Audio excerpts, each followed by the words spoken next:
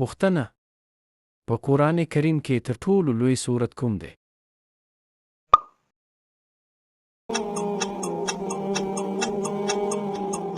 سم ځواب د البقرې سورت. پوښتنه: روژه د هجرت په څوم کال فرض شوه؟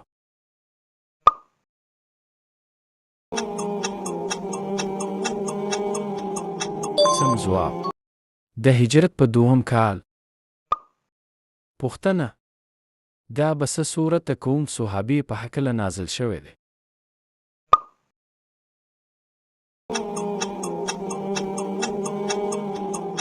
سم ځواب د عبدالله بن ام مکتوم په هکله. پوښتنه: هغه کومه شپه ده چې عبادت پکې د زرو میاشتو برابر ده؟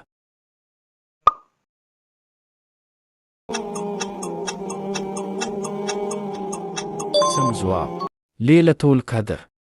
پوښتنه: هغه کوم سورت دی چې فضیلت یې د قرآن کریم د 3مې برخې سره برابر دی؟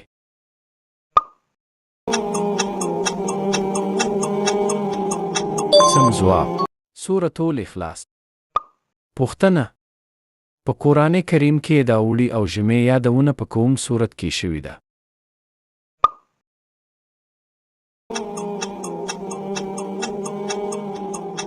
سم ځواب د قریش په سورت کې.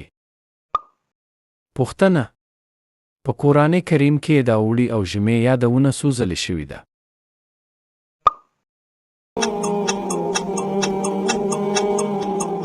سم ځواب یو ځل. پوښتنه: د قرآن کریم د تلاوت په وخت کې زموږ وظیفه څه ده؟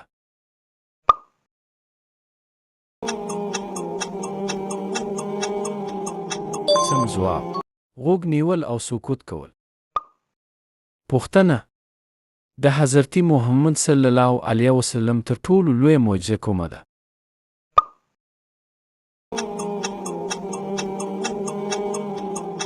سم ځواب قرآن کریم. پوښتنه: هغه لومړني آیاتونه د کوم سورت دي چې په رسول الله صلی الله علیه وسلم نازل شول؟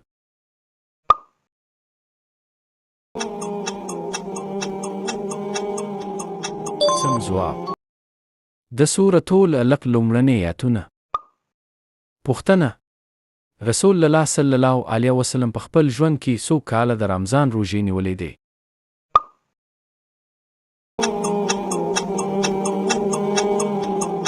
سم ځواب 9 کاله.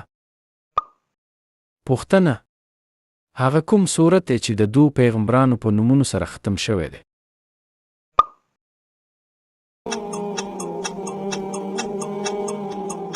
سم ځواب سورة الاعلى. پوښتنه: کوم سورت د 2 میو په نومونو سره پیل شوی دی؟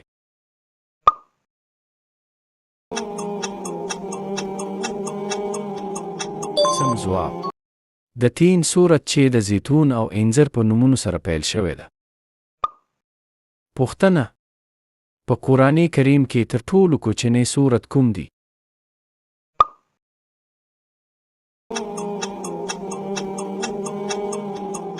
سم ځواب د الکوثر سورت. پوښتنه: قرآن کریم څو سپارې لري؟